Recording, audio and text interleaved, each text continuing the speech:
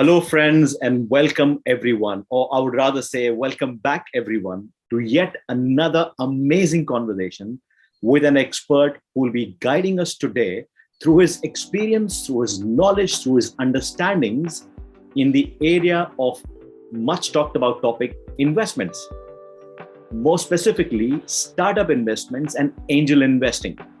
Hi, my name is Irfan Durrani, and I am on a mission to help people get clarity, have a great mindset, and combine with some amazing ideas so that they are able to take action and start building their dream lives. We have, as I said, an amazing human being today who has started his journey as a passionate engineer and worked his way through the ranks to lead some of the key positions in some of the most successful startups that we know of today as Flipkart and Quikr, some software companies like Nutanix, Clumio, right? And all of these companies. We have him with more than 10 years of experience working and helping startups and supporting their growth, going forward. He decided to shift gears after 10 years and decided to help many more startups by becoming an angel investor himself. Right, and within a short span of time, he is a very, very successful person in angel investing world. He had a great run with companies that he invested in. He has invested in more than 50 startups in India, US, Middle East, Africa, and has seen some amazing investment returns. To the span of one of the investments, if I can say, is more than 35 times. And he has had a very successful exit in some of the companies as well. And some of these investments that he made, the companies are SpaceX, RazorPay, Flipkart, Nutanix, Rupifi, Spenmo, Jasper.ai, to name a few, right? He has now taken up another step further as a teacher today, and he has decided to impact many more people, and he has impacted more than 10,000 people globally who have learned from his courses, learned from his seminars, webinars, associations, the power of investing in startups. And most of them have succeeded too. Please put your hands together for one and only Mr. Rohan Bajaj, famously known as the Startup King. And Rohan, welcome to the studios. Hey, Irfan, thanks a lot for the great intro. Happy to be here. I hope I did justice to what you have done so far, because I wanted to give a context to everyone who's listening out there. And, because I truly believe, learning and learning and gaining knowledge from the right people who have done the job, who have, walked the talk, you know what I mean? And it's very important to give that context. So first of all, how are you? Yeah, I'm doing great. Irfan, how are you doing? Thanks for I'm well. Intro. I'm well, brother. I'm well. So Rohan, tell me a little bit about, where you come from, what is your background, and you chose the route as engineering, what made you decide that, and a little bit from that perspective of where you started your journey. Sure. So I'm a Punjabi by origin, but I'm born and brought up in Bangalore. My parents had moved here way before I was born. And I was fond of computers very early in my career. Schooling life, I would say.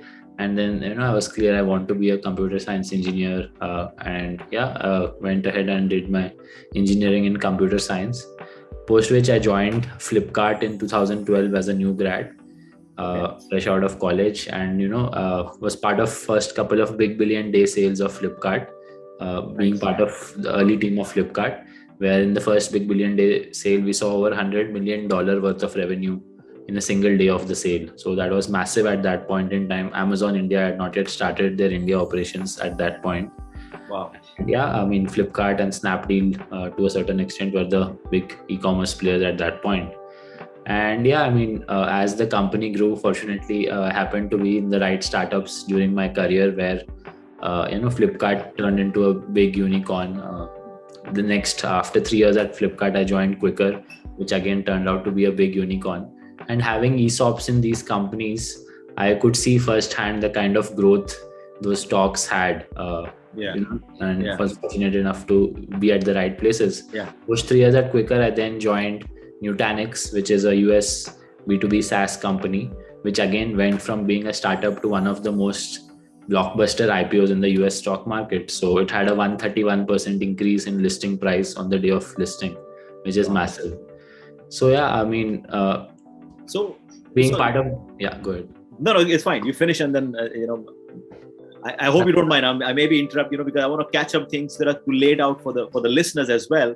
A lot of the people listening to you right now, they will be, oh my God, you've worked with so many amazing companies, and so a couple of questions that comes to my mind. I don't know if you have anything else to add before I ask you that question, but I wanted to know that you were saying something. No, I was just saying that in being part of the employees in these early stage startups, which went on to become much bigger. Right. That is what motivated me to get into angel investing, where I know the limited upside that there is once a company is public, because it's quite stable then. But there is massive upside possible. Investing early in smart companies, which are going to be much higher growth Absolutely, compared to something which is already grown that big. Absolutely. So Rohan, I want to dive into the part. You had an amazing journey, right? And I'm sure, with your mind, I truly believe. See, look, as a coach, I've been helping a lot of people as a coach. I've written books and stuff. My obsession became coaching, because I realized there is something different between a person who's really successful in a certain industry and someone who's struggling in a certain in the same industry. Right, and primarily is the mindset to begin with, right? Then comes the knowledge, and you sounds to me like a driven person, because you didn't stick to one. You said, what, let me see what I can do better. Let me see what I can do better. Or I don't know what your reason was, but I think you moved from Flipkart to other company, to growth possibility, and then now you're exploring even better possibility. Now everyone doesn't have that kind of mindset, or even if they want to do something like this, they have a lot of fear, they have a lot of doubt, and that's where I truly believe knowledge comes in really handy, because when someone like yourself is like, hey, look, Rohan Bajaj has done it, right? He knows the secret sauce now, right? So you can learn from Rohan Bajaj, or Irfan has become a coach, so you can learn the secret sauce of being a coach, and that's where I get juiced up about the knowledge industry, sharing, making people aware. So the one question that I wanted to, like, what was your mindset when you said, I want to even do bigger? I've worked with some amazing companies, I've helped them grow, did my part, contributed, now seen great results. What was the drive? What was the driving factor? And did you had any fear? Did you had any doubt? How would you lay that out for yourself if you go back in time? Sure. Interesting question, Irfan. So I would like to answer it with an analogy. So I think all of us might have seen one or more episodes of Shark Tank India season 1, which premiered late last year. And, we saw some great interesting startups where only the judges who are super rich and investing in crores were allowed to invest.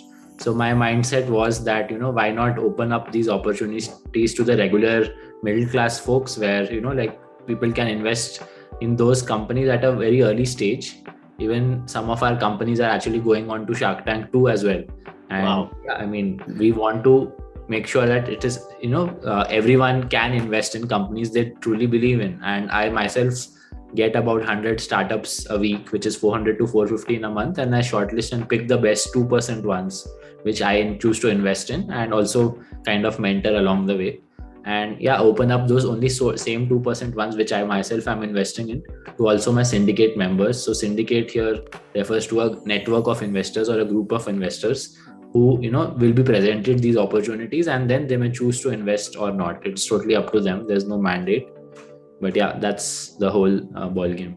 Wow. But look, I think you've beautifully crafted something out as a niche, if I may say that, because you said you got inspired by Shark Tank. I used to watch a lot of episodes of Shark Tank as well, and I used to hear a lot of stories of, how some amazing people who had a simple idea and they started with that, and they built some amazing companies, and brilliant stories, amazing stories. And even my journey started. I said, what can I do? How can I start impacting lives? And I found a beautiful combination of being an entrepreneur, as a coach, as a person who can add value, understand mindset, and build courses, and guide a lot of people as well. So Rohan, one of the things that I've seen and from the coaching perspective, and I'm sure you will understand because you've worked in corporate environments. You're certain people who have mindset. I really want to do something beyond a job or beyond whatever I'm doing, but there's a big but attached to it, right? But I have the fear, but I have the doubt. How do I start? Where do I start? What is good for me? What is my purpose? What is my passion? And they're stuck there basically, right? So through coaching, I do my own unique, guidance. But what would you say to those people? How can they leverage the startup world? Because I think one of the fear that I had when I started, I have a good source of income coming in, and if I leave my job or if I get defocused, I'm jeopardizing my job or something like that. So what would be a good balance where people can say, I can maybe start investing, which is your core expertise, or maybe I can do something else and also, not jeopardize or take care of my fears and doubts.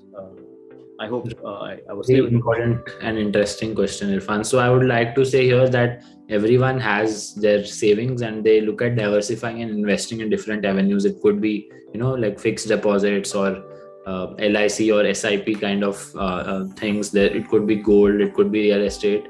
So yeah, I would, recommend for someone who's newly coming into this that do not spend more than 15 to 20% of your investment plans on this. So, invest in your regular fixed return FDs as well. Keep your emergency funds aside. Do have them, in liquid form.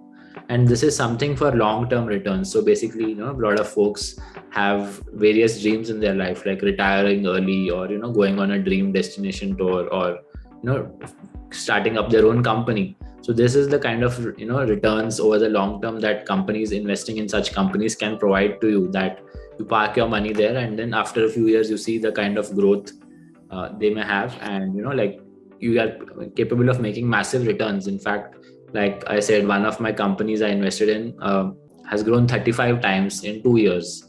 So that's a very short span of time and it has grown massively. So it's all about identifying the right opportunities, and having worked at 3-4 of such companies myself, as well as been analyzing these companies over the last several years, got a initial hang of it. And yeah, I keep taking sessions online as well, to educate folks around the same. So absolutely happy to do that and mentor people as well along their investment journey. Oh, absolutely. You're doing a phenomenal job, because of course I have attended a couple of sessions of yours as well. And, I've seen that, you have that switched on mind, very logical, very detail oriented, to understand, the graphs and the nitty gritty, which a lot of, even myself, sometimes it's hard to understand, to relate, because I don't come from that background. But I think it's as I mentioned, you've opened up a great avenue, and someone like yourself, and I'm sure maybe there are other people doing the same. So so what you're suggesting is for people to start thinking of not exit, I would say, but starting something parallelly along with their job or along with whatever they are doing, is to start focusing on certain avenues where they can park their money and see some returns and stability. And you're suggesting, when you say this avenue should be taken as 15%, this avenue meaning I believe you're referring to your expertise, which is the angel investing. Right. So if you could explain, to a layman, whoever is listening out there, what does angel investing is, pros, some cons, like every industry has, and what do they need to be aware of when they are getting into angel investing? Of course, one way would be that if someone connects with someone like yourself, then my journey is easy, right? Because I know I'm relying on an expert. I don't have to do too much. But what would you say what angel investing is, and what could be the route if someone is interested to get in?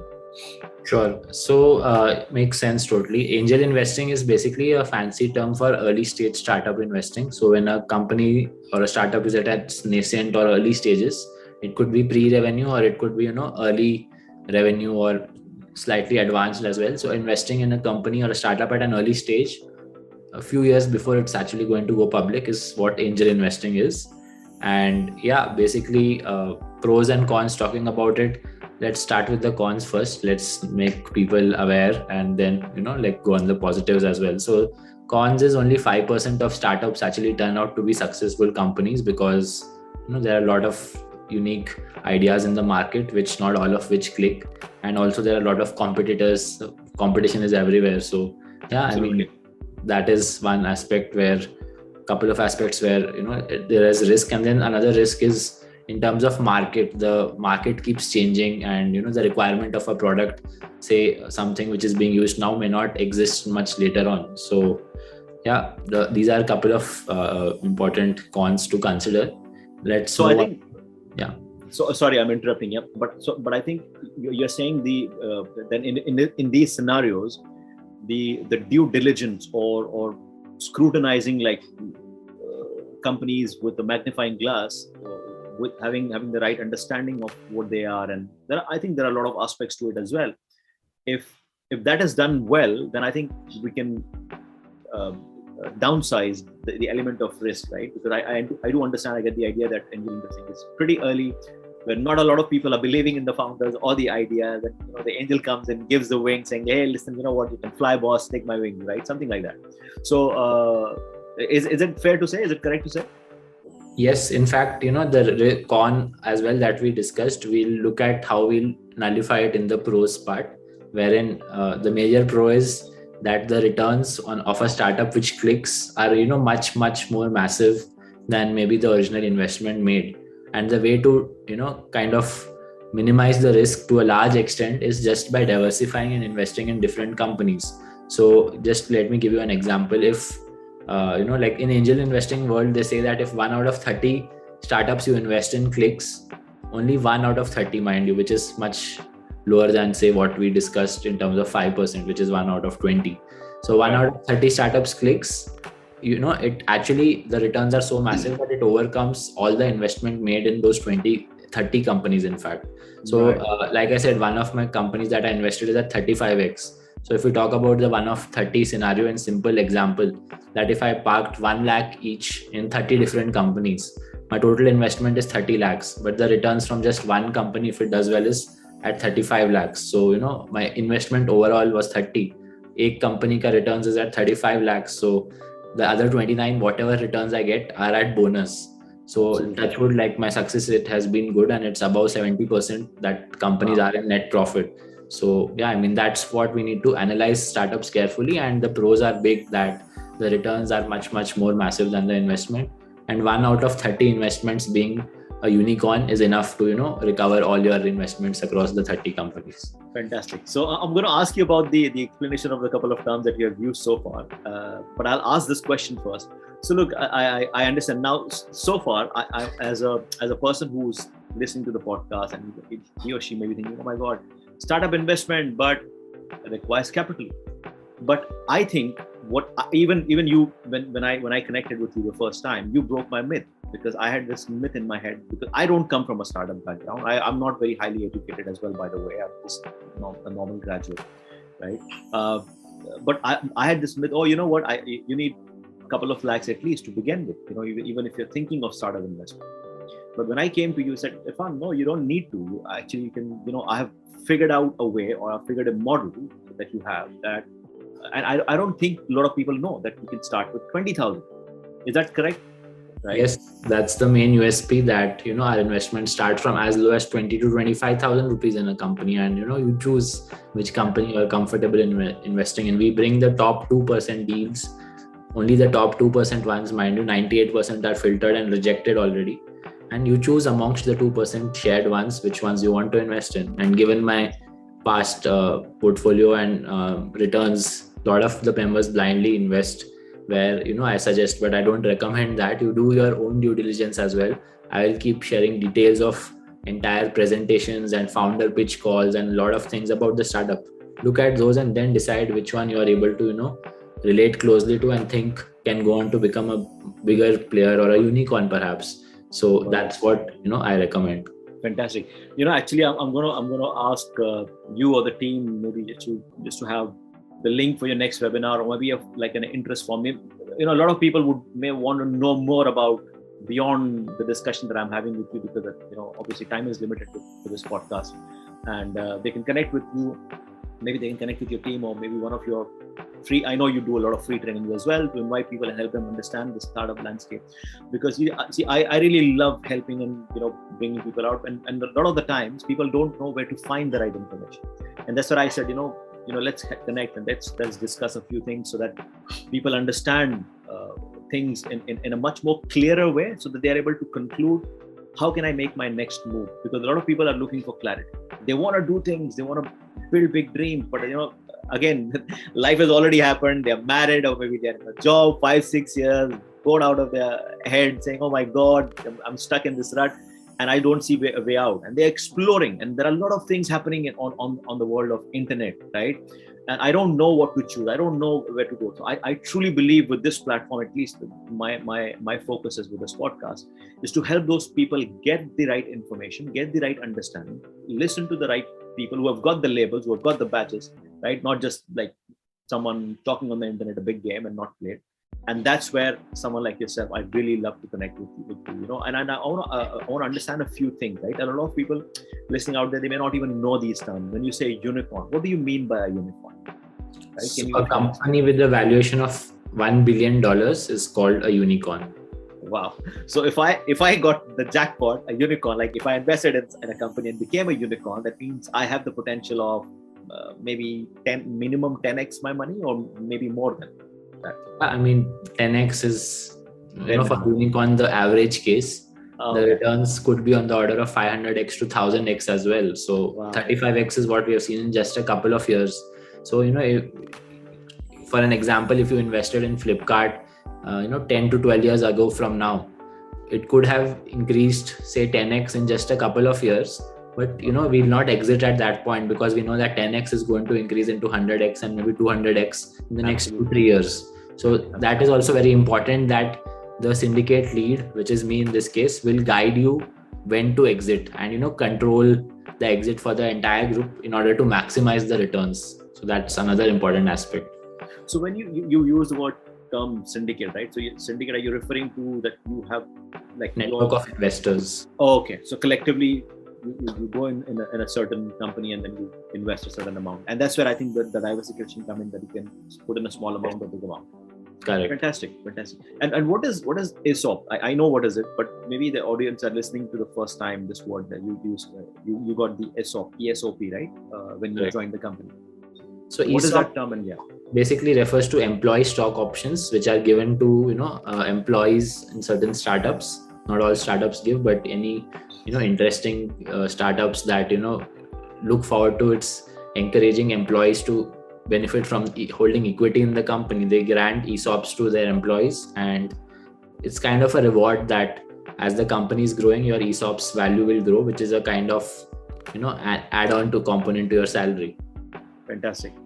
So even someone who's looking to transit into something good and they want to work, maybe they can start working for a big company where they have these benefits of ESOP, so that they can start building, taking a share of their company and work for the same company as well. I think it's a great idea. Yeah. Right? It's always in addition to the regular salary. So it's like a bonus component, variable pay, etc. Those are the terms that we use. Right. Fantastic. So say, for example, I don't know nothing about a company, right? And if I'm wanting to invest in a startup company, or someone has come in to me, say, hey, listen, you know what, I need some funds, or I have this idea.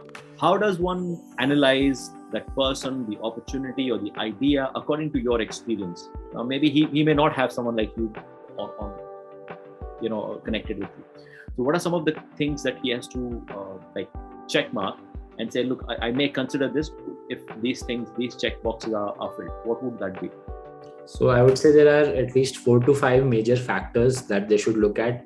Number one is the founding team, like the background of the founders, their previous expertise in the domain of the product they are building, and their hustler attitude or never give up attitude. In Hindi, they call it jugaad. The founders should have a jugaad mindset to make their startup work.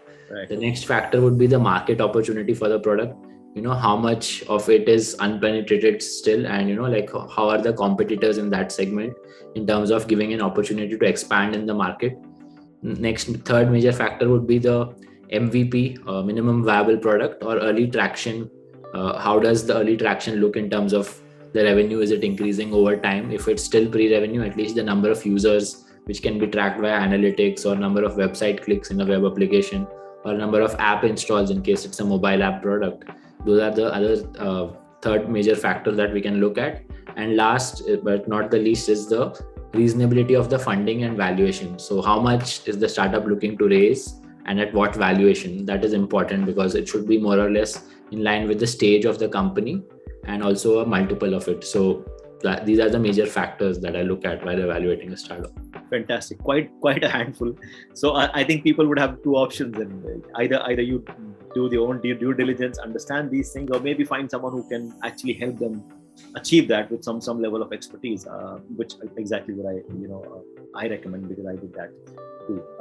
So fantastic. I think you've opened up a lot of things for a lot of listeners out there to understand that this is an avenue which could be very promising if you're willing to park in certain amount of money monthly, quarterly, whatever your roadmap is, so that you are able to build something over a period of time that gives you more stability, more balance, so that you're able to transit into something that you really want, going forward. Because a lot of the people get stuck in the job security. If I'm building a degree of wealth, like over a period of time, if someone like yourself, 50 startups or 30 startups at least, you have at least seen some return.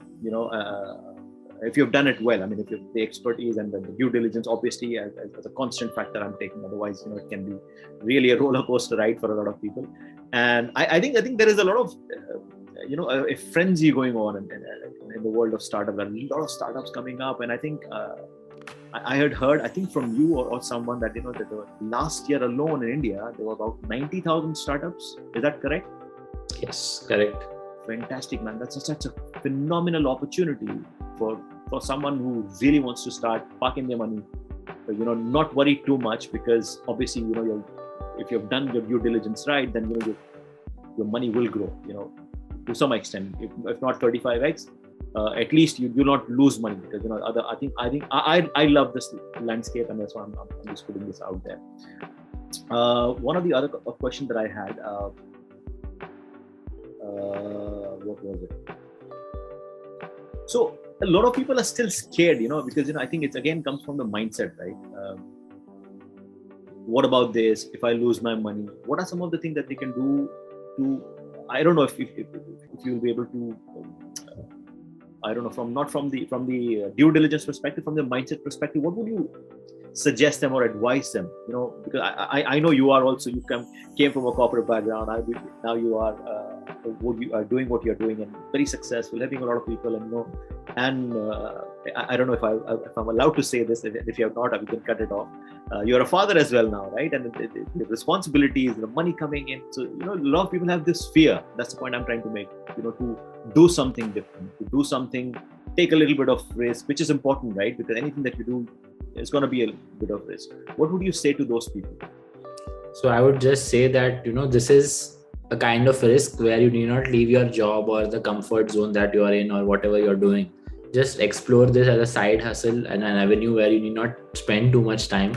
Just build your knowledge along by attending few sessions. It could be me or any other expert that you have as someone whom you admire or you may consider as your role model, and learn about it in a time that you are free, maybe online when you are maybe traveling in a cab, or sometime in your leisure time where people watch a lot of content on Prime Video or Netflix.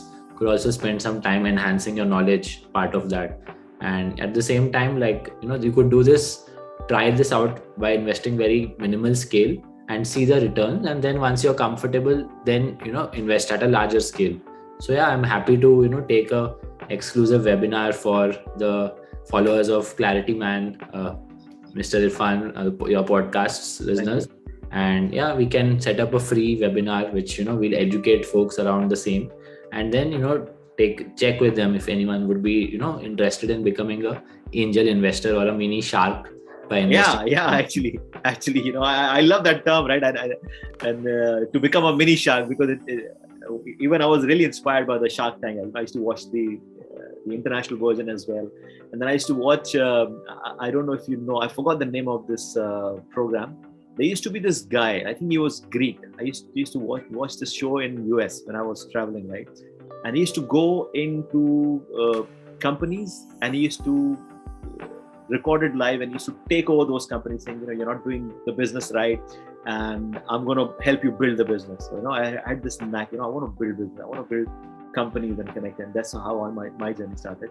But Rohan, I would like to ask you one last question, that I think, so that people can get the full scale of things that they can approach to you as well, and they can build something that they want.